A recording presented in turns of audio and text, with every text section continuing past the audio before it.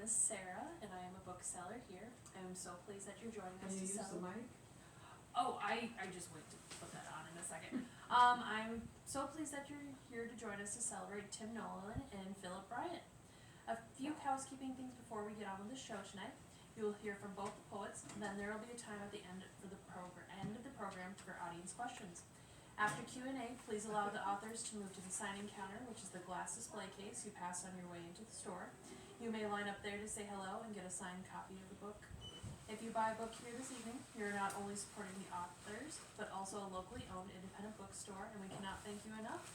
Finally, please allow me to introduce our poets this evening. Tim Nolan is the author of Things I Didn't Know I Loved.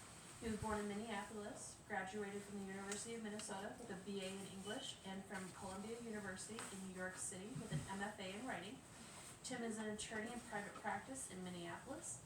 His poems have appeared in the Gettysburg Review, The Nation, The New Republic, Plowshares, and on the Writer's Almanac and American Life and Poetry.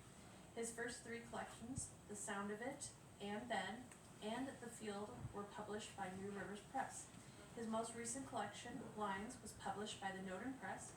He is the host of the series Readings by Writers at the University Club in St. Paul. Philip S. Bryant is the author of Messages from the Nile.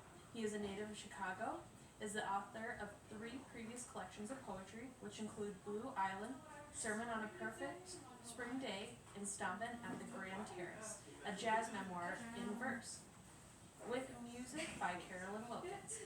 His work has appeared in Blue Vision, African American Writing from Minnesota, Good Poems, American Places, selected and introduced by Garrison Keillor, and Where One Voice Ends, Another Begins, 150 Years of Minnesota Poetry. Sermon on a Perfect Spring Day was nominated for a Ford Prize and was a finalist for a Minnesota Book Award in Poetry. Selections from Stompin' at the Grand Terrace was chosen by Los Angeles Times music critic Ann Powers to appear in Best Music Writing 2010.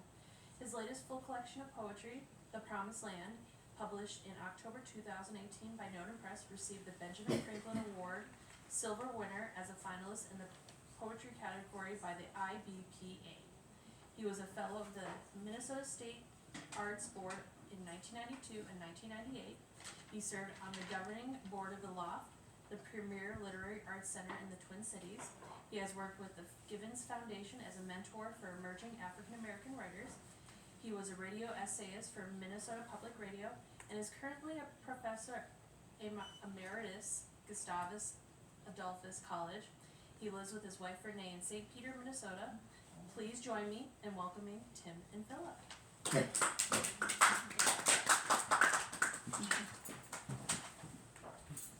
How's that? Good. Well, thank you. Oh, that's nice. I can whisper.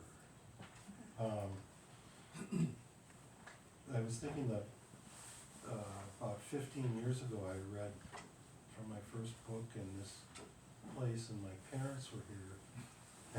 And my mother was talking back at some of the poems. I mean, she wasn't exactly saying, that isn't what happened, but that was kind of the tone of it, so. If anybody wants, Well, if you need somebody. if anybody wants to talk back, that's I'll fine. take up.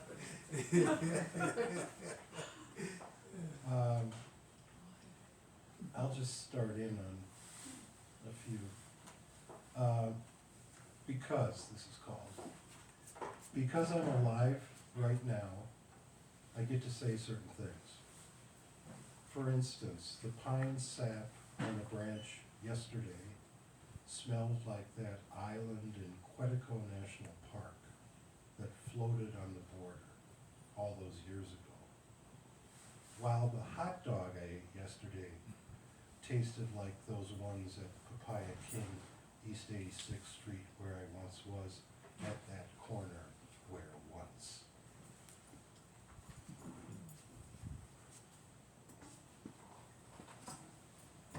If I get this wrong, it doesn't matter that much. You will have wasted a moment. Whereas if I get this right, things might really change. For me, if not for you. I might get someone to like this poem beside you And then someone might publish it, and then someone else might want to turn this poem into a movie starring you name her or him, and then this poem will get an Oscar. I'll get up on the stage and thank everyone responsible, including mom and dad in heaven. And even though they will start playing the music of my exit, I will say, no, wait, because I want to thank you, because you were there with me before everyone else.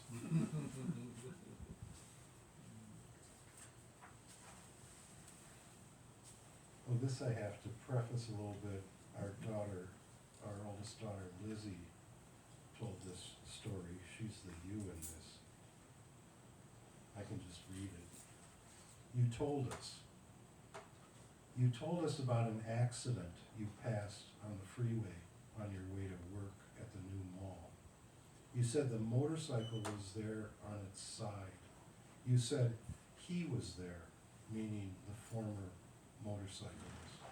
And he was obviously dead because you saw his brains there at the edge of the road. And you said it was shocking how his head was like a burst flower, and it stayed with you all day as he folded the clothes. Someone else had messed up. I wished I could have protected you from this, and yet you were so excited. You had that look on your face and in your eyes, that look I've always loved, the way your eyes brighten in a conspiracy of storytelling. And I'm sorry for the man, his family, and friends, but the story is so important, more important than anything else. I was looking at this book earlier today and I was thinking, these are all kind of dark.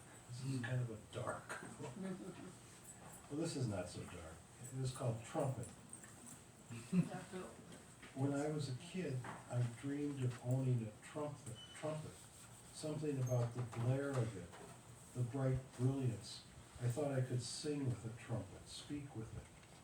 When I finally got a trumpet, I trained my lips, carried the silver mouthpiece in my pocket for a while so I could play it. Then I was third trumpet of 3 in high school.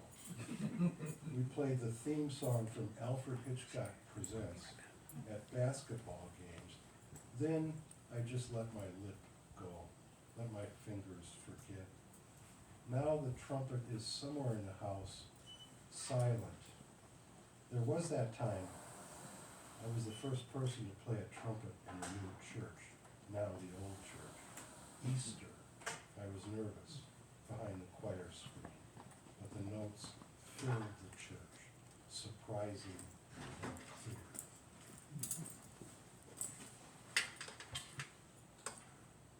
Well, let's see, we're in November. Well, this is called One October Night. I'll just preface this with, so I sometimes, when I start to write, well, I have a little notebook, but usually I kind of pick up a book of poems by somebody else and start just kind of looking at different things. So this was a poem called One October Night in a book by W.S. Merwin, In the Garden. And I picked it up and I saw that title. I thought, that's a nice title. So the title is One October Night. It's not October. It's not night. The title is all wrong, so we're off. The title, I just copied it from a page in a book I opened randomly to find something I could copy. If it really was One October Night, I would say it's surprisingly warm for October. I would say I hate Halloween. There it is. I always have. I might say this particular October night, it's not so particular. It's just another one. I might refer to the smell of dried leaves, how we would use bedspreads to collect all those leaves, or Dad, he'd rake them into the gutter and toss his smoke, and we'd watch the flames rise up. I might invoke death. Why not bring him into it? All of this I might do, except it's January. the middle of the month, a Sunday, a great Sunday. Absolutely not October.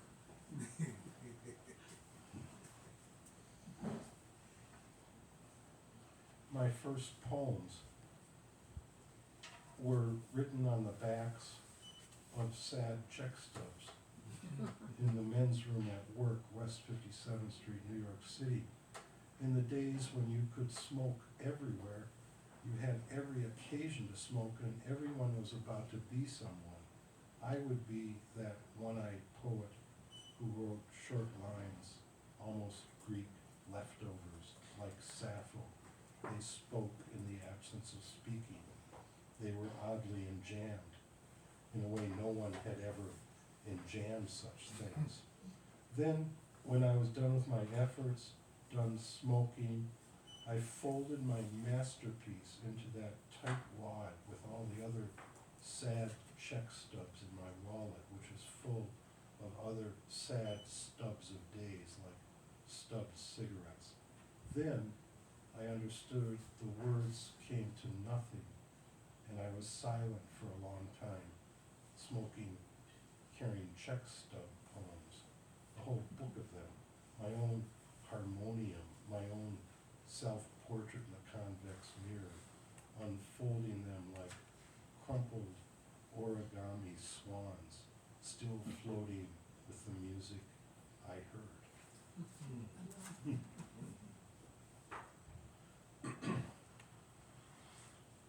I should explain the cover. Well, I should explain the title too. The title I borrowed from Nazim Hikmet, who wrote a poem of that title, and it's the title of one of his books. But the photograph is of the Boulevard Twins Entertainment Complex in South Minneapolis. And it used to have this big tower, which was all lit up at night like a beacon. And you can't see it in the photograph, but there's a movie theater just off to the right. And then there's a restaurant.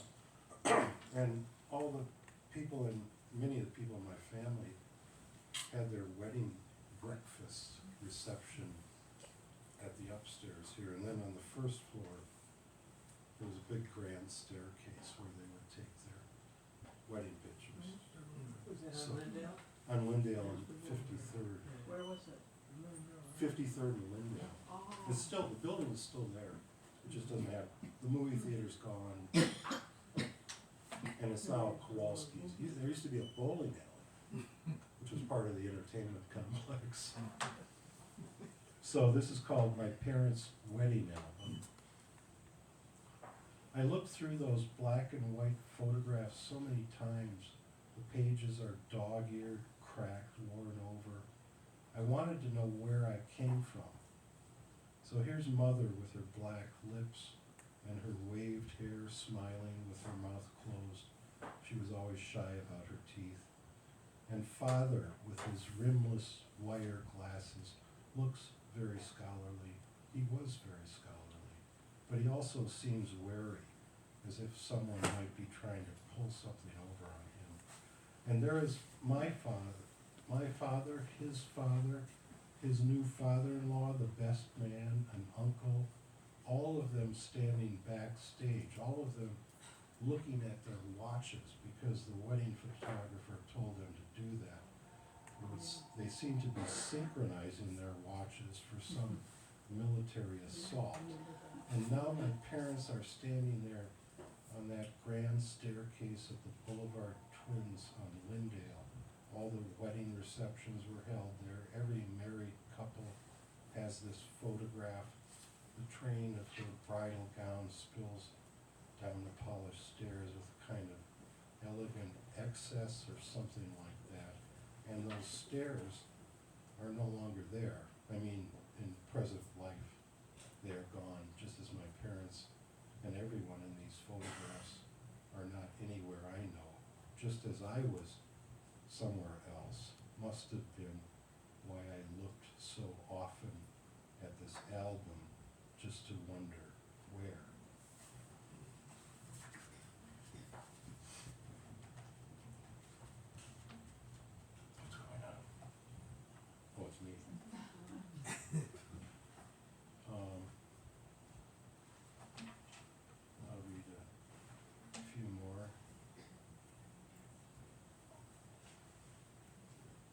This is called Scam Likely. I think it's so forthright of them to announce themselves on my phone as Scam Likely. I almost want to pick up the phone and say, thank you for being upfront about your intentions. But I don't do that. And Scam Likely goes into the ether looking for some other sucker than me, calling numbers endlessly. It must be a tough life for Scam Likely. First of all, he, why is he a he? Should change his name from Scam Likely to Bob Olson. I would probably answer a call from Bob Olson. He might be some insurance agent or some death benefit cremation society guy I could put off. And yet, Scam Likely, he is what he is. He has to be himself. He's from a long line of Likelies. His father was a scam. His father too. That's pretty bad when you laugh at your own jokes.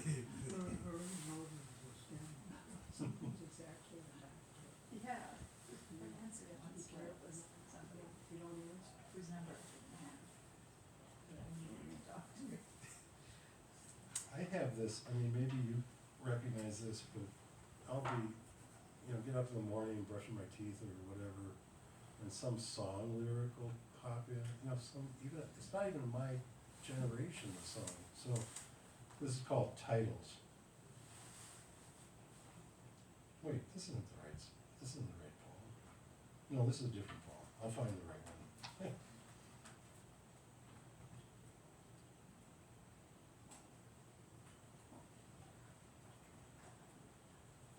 No, I won't find it. Okay, well, I'll read the one that's called Titles, which is kind of the same idea. I keep lists of them to hold a moment. Leaves, light in the afternoon, remember when. Sometimes they are the first words or the last, or not said at all, except here in capitals above. Either the heart of the matter or suppressed speech. How about a summing up? How about the pair? If the title doesn't work, the rest will be sad and shapeless. Sad, shapeless, and not music. That could be a title. I keep these little wooden boxes, each labeled with his title.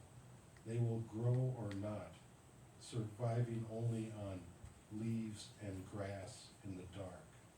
Any of them could rise up one day and send me off, the light fantastic, into a reverie, or cause me to sleep in the afternoon.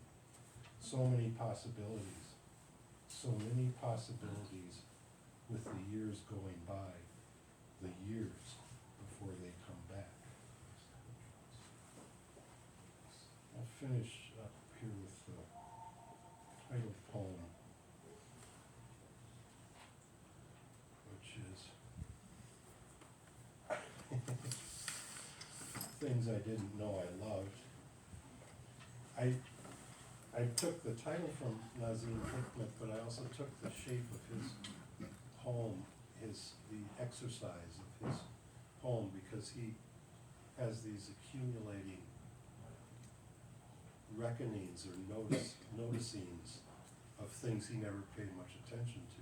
I didn't know I loved this and this and this and this. I recommend it as an exercise. Things I Didn't Know I Loved. It's November 2020.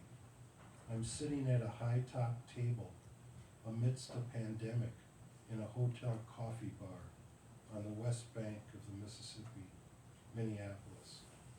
I just read the local newspaper. The Vikings beat the Packers. I don't care one bit. What I didn't know I loved, the Mississippi River, how it's always been in my life, sometimes rushing by as cold water from snow melt up north, sometimes lolling in slow procession, pulling me to the south and gentler lands. I didn't know I loved the trees that bank the river, the elms and oaks, the birches and scrub pines. Especially I didn't know I loved the saplings clinging so earnestly to the rock shelf above the river. I didn't know I loved the rock shelf set this way since the Ice Age.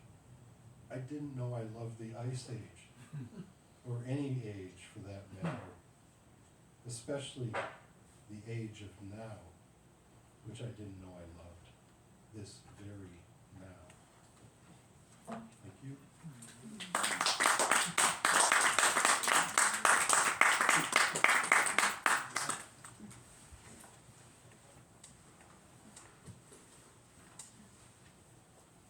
That speaker has a little indigestion this evening. All right. I don't know. Okay. So, good evening, everybody. Thank you for coming out this rainy, windswept, well, it's kind of fog laden evening. I'm just gonna go into this book and just read some of the poems so people can see what's in them. There's a kind of short, long, well, not too long, but short, long kind of stream. So there's some very short poems and then very long poems. The first poem of the book is actually a haiku, which I'll read, and it's called An Early Morning Rain. Early morning rain, only once in its life, can touch these wet green leaves. And then, second poem in the book, Topophilia, or Topophilia, which is love of place. And this is a St. Peter book, so the Nile is connected to the Minnesota going down into St. Peter, at least in the book. And I dedicate this to Norton. Hi, Norton. Kind of explain, because this book is about 2 years late, to kind of explain the book or what's going to be in the book. And for everybody else, for anybody else who might have a chance to read it. Topophilia to Norton. I wonder, do all Renee's beautiful, bright, flowering hydrangeas today have the same strong sense of topophilia that I sometimes get when walking around this lost, sweet town, and everyone is home, perhaps looking deep down for something lost in their cell phones, and not another soul seems to be around, and the hour, you can imagine, is very late. As a lovely late summer breeze ever so lightly brushes against my cheek, and for the briefest moment, at least, seems to have complete run of this place. I'm going to go to another poem, and these poems are very kind of interior poems. There's some that they kind of center or central around nature around St. Peter and around our house and around our yard. So they're very, kind of local, having to do with place, but interior too. And this is called Born Again Crocuses and Tulip Leaves in Spring. It's finally spring here, and our neighbor's newly emerged, very lush green crocus and tulip leaves suddenly stretch and unfold themselves, straightening out all their little nooks and crannies as they flex and slowly extend out their long, slender, almost beseeching arms, reaching up somewhere to the high heavens, as if each green crocus leaf were just to embark on a long spiritual journey, a seasonal pilgrimage to fulfill a singular mission in this warm spring wind, to be all quietly born again, and not one leaf among them need ever be baptized Christian. All right, and yeah, I'm gonna read this one because Walton and Joyce are here. And this is a poem is called Langston Hughes and William Shakespeare Finally Meet in Heaven. On a long afternoon walk in late spring, way out there in English Lake Country, Langston Hughes perchance runs into William Shakespeare himself. Langston broadly smiles, courteously bows. Why, Will, my main man. And Shakespeare suddenly recognizes who Langston is and smiles right back at him and replies, why, Langston, my good man, word. So, okay. There, at Gustavus, there was a print. You know, I suppose Gustavus still has an acquired print of Elizabeth Catlett. She's a great African-American painter and artist.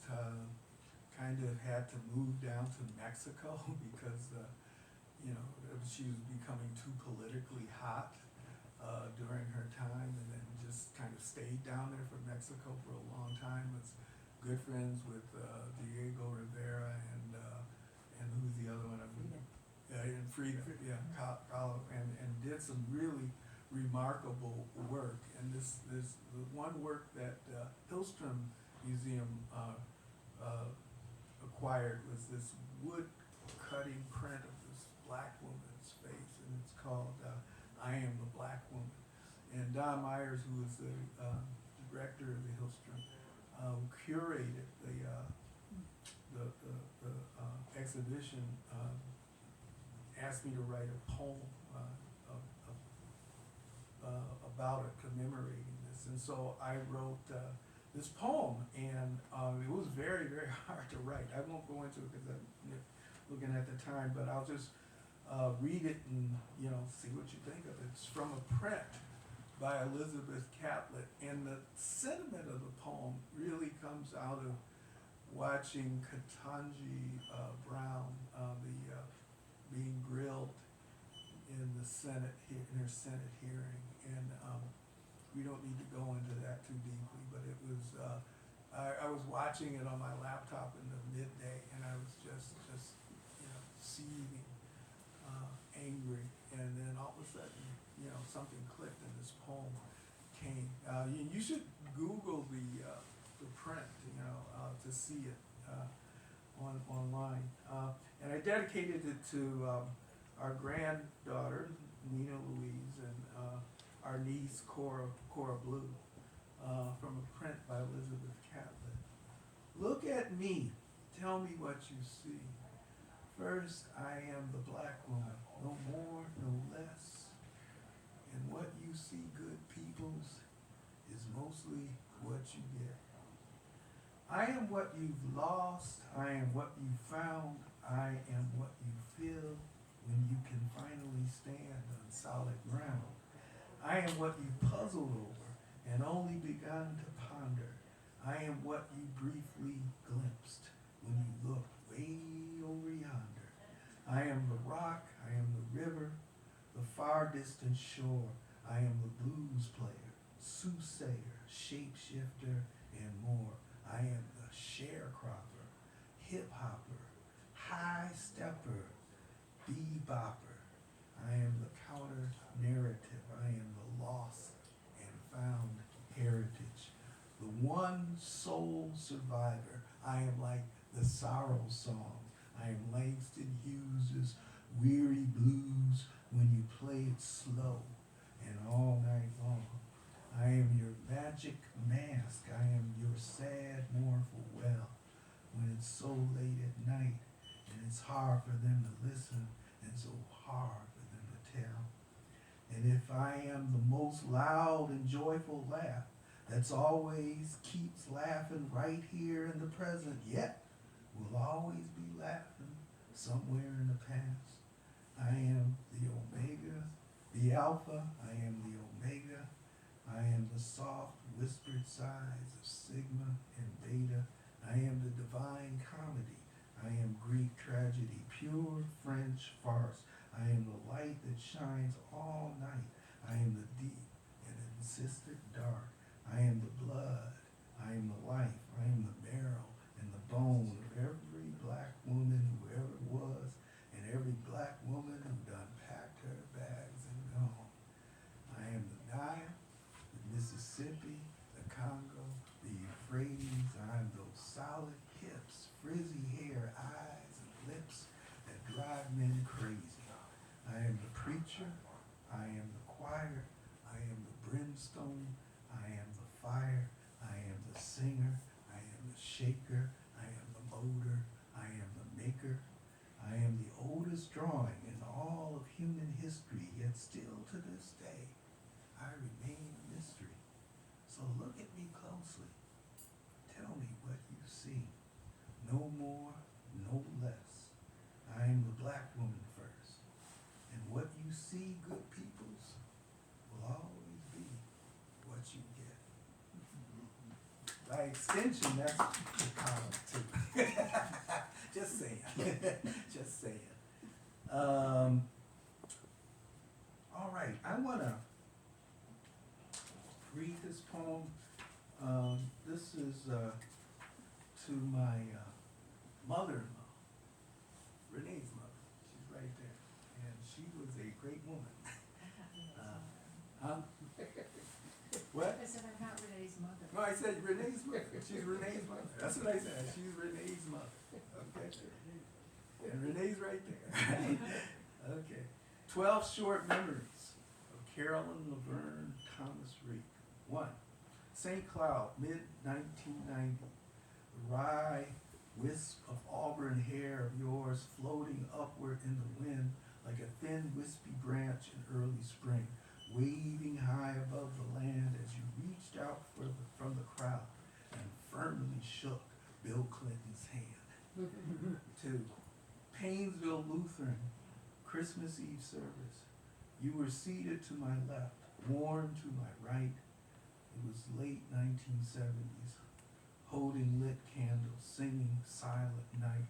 Your voice and Warren's meeting in mid-air before perfectly joining together right above my head, before floating off into that snowy, steely knock somewhere. 3. On your refrigerator door, a line of poetry held together with magnetized letters arranged in perfect little heroic couplets. Not quite Shakespeare on that fridge door, but still the lines were all yours. 4. I watched you bravely dip one bare toe into the icy Lake Superior waters, crashing up against the rocks as you stepped right to the edge, slow, so steady, sure-footed, and undaunted as you walked. 5. Multiple loaves of piping hot, fresh baked bread at 4:30 in the morning. You passed me a hot cross bun. You spent all night baking. It was one of my very first ones. So delicious after an outdoor Easter sunrise service at Salem, singing hymns in an icy cold April wind. 6. A campfire going in the driveway, a light still on in the barn. Was Warren still there? It was late August, a faint hint of autumn in the air. The kids were still very young as you pointed out the 7 sisters to them in the clear night sky. Or was it Orion? 7. I remember the year you read Jane Eyre, Wuthering Heights. You said you discovered some hidden puzzle, pure imago of the Bronte sisters that kept you up, poring over all those pages well into the night. 8.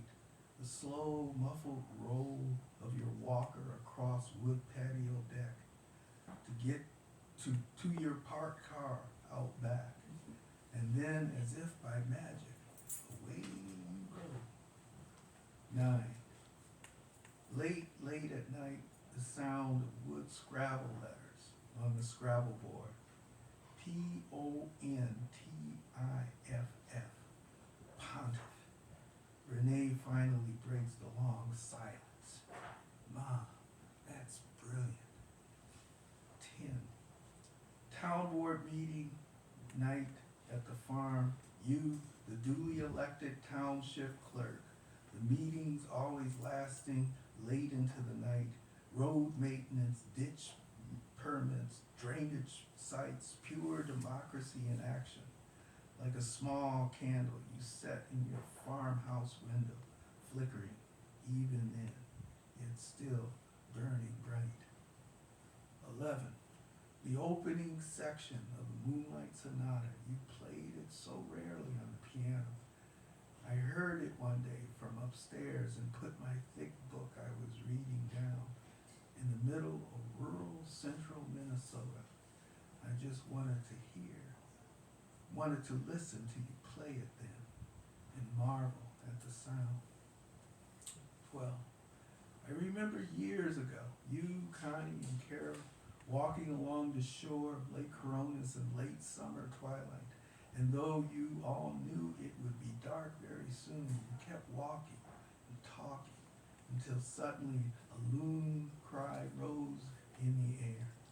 All of you just stopped and looked out over the waters there to the far-off sound of wings flapping before it flew off somewhere.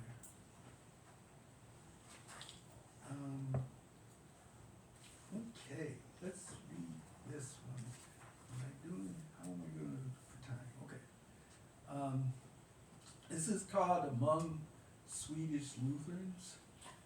And it's after Gary Snyder, after a poem by Gary Snyder. And I just took the framework of it and kind of thought about it in terms of my 34, 35 years at St. Peter at Gustavus, among Swedish Lutherans. Almost 34 years spent living way up here among the Swedish Lutherans. And how far it seems to me now I've had to come. And I don't really remember ever planning to stay this long in St. Peter. But shit, it sure looks like that's exactly what I've gone and done. Okay. Yeah, you remember that Buckingham, you know? Yeah, that's and he was Swedish Lutheran, right? Yeah, Snyder. I think his people were Swedes and Lutherans. Yeah, I'll read a few more, and then so you get a little sample of this. So I'm going to read this poem. St. Peter suddenly becomes a go-to destination.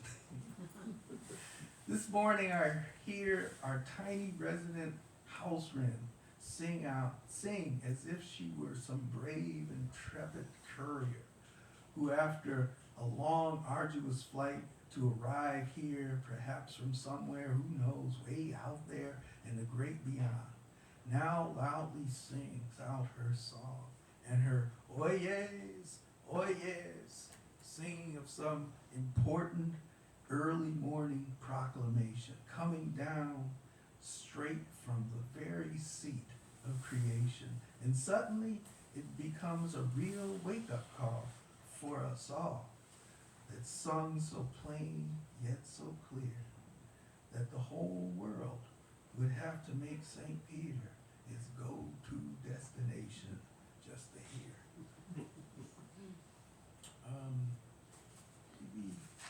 Maybe a couple more, and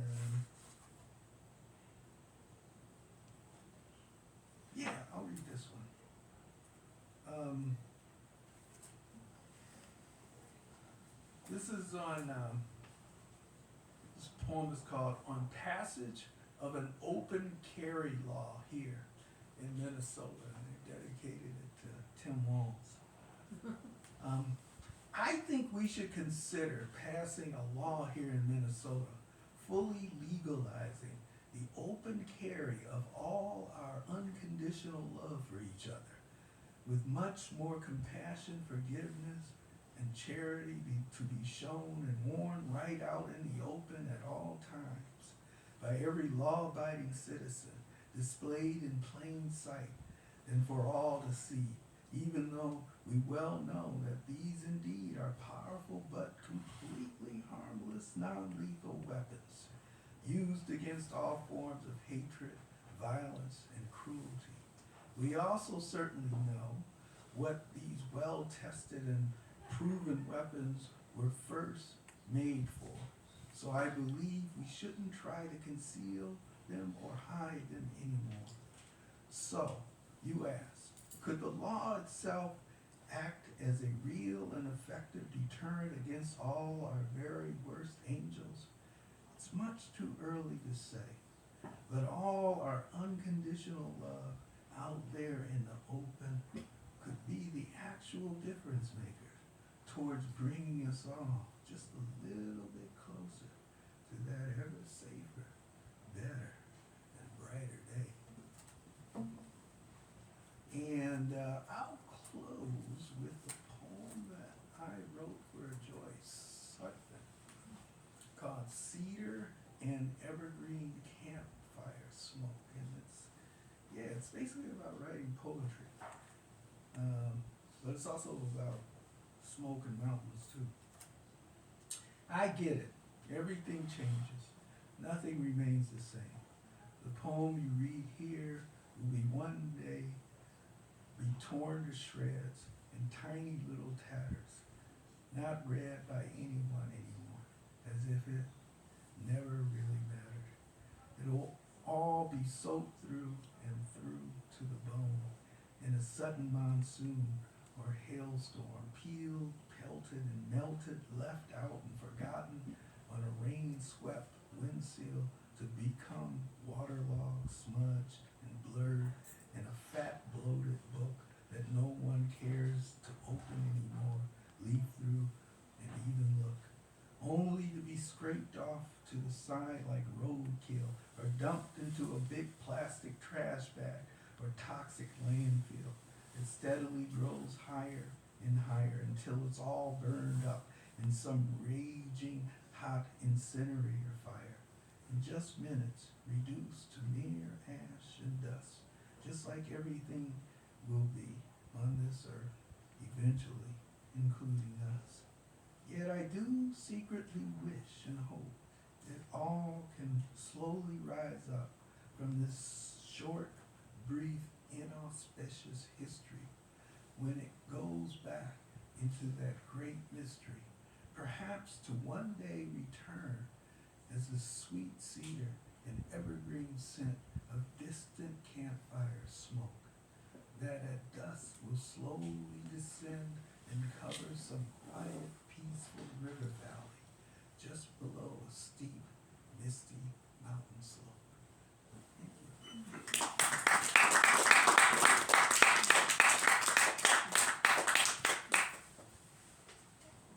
Q&A's. How do we do the Yeah, I Q&A's? don't know. Is there a Q&A? Yeah. If anybody has any questions, ask them amongst yourselves. I don't know if you have any questions for us. I don't know, I think, I'll ask Bill about the Yeah. poem. Yeah. So, what I loved was how it really shrunk down to nothingness. Yeah. You know, really, freedom's just another word, nothing left to lose, kind of nothing. And then it made a turn and it went up. Yeah. I think that's really cool. Yeah. Thank you. I think about, I think about like, and it's something that Rhea said to me, we were just having this conversation, John Resmersky, about poetry, and he said, well, I don't really worry about, whether my poetry's gonna last. I'm just kind of doing it for now. And it's kind of stuck on me, like, oh, wow, you know. And this idea of, you know, and again, it goes back to Chan, Buddhism and Taoism, this whole idea of absence and presence, you know, where something disappears, but something from emerges from that disappearance. So that's kind of, you know, answering back to Reyes, you know, in a way, because I was just listening to him and there was nothing really I could say, you know, but it really hit me.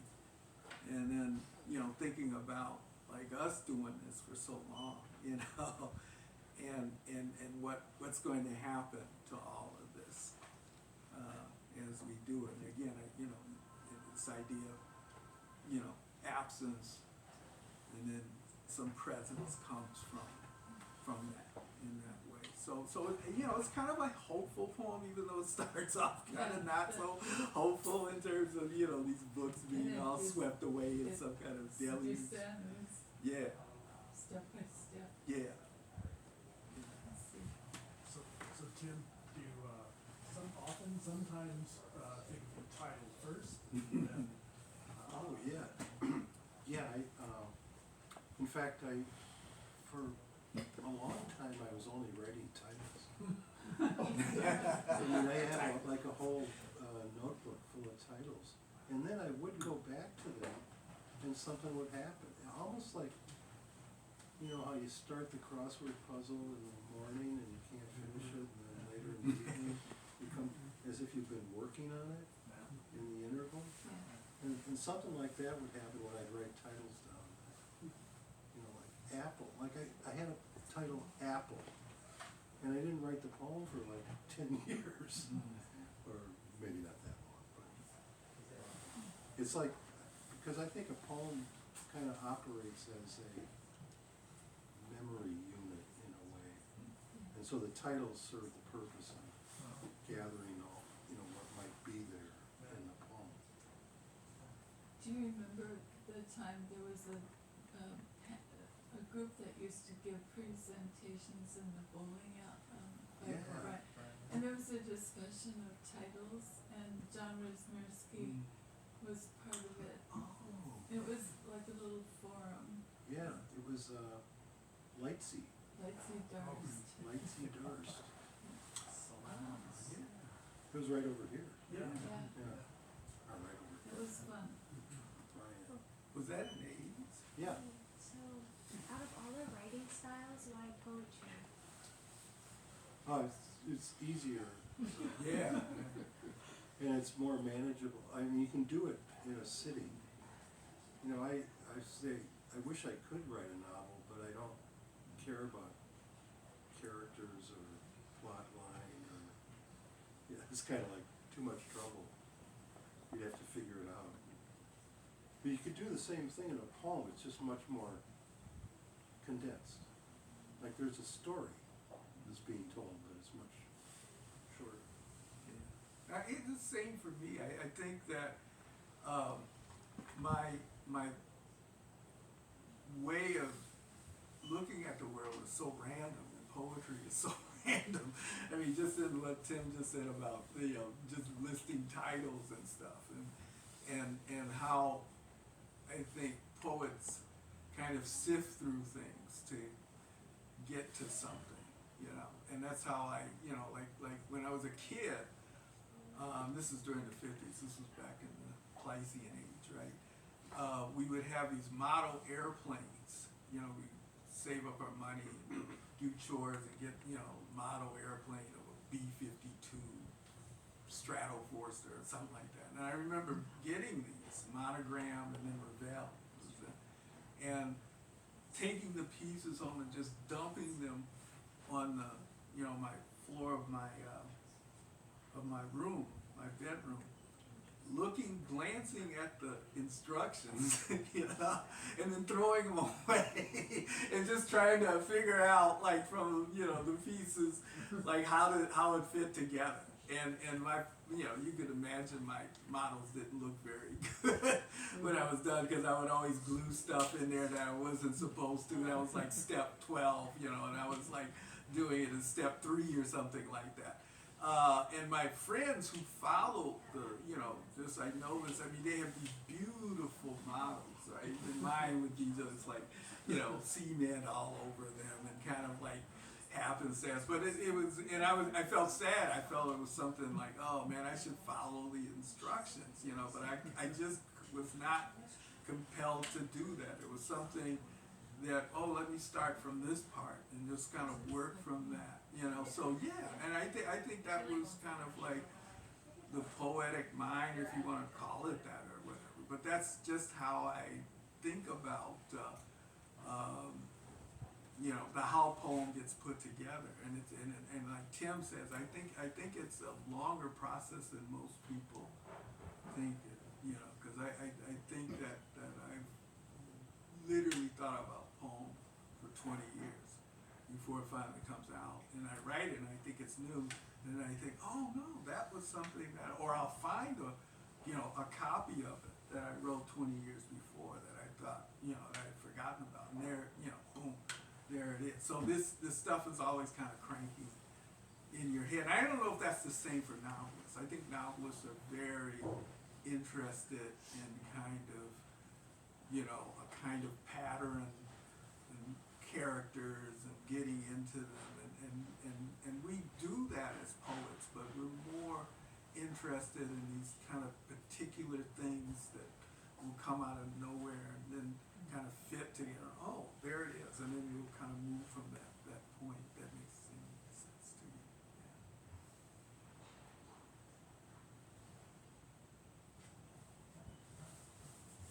Thank you. Thank you. Yeah. Thank you for listening. Thank you for coming. Wow. Yeah. This is great. Yeah. Oh, yeah.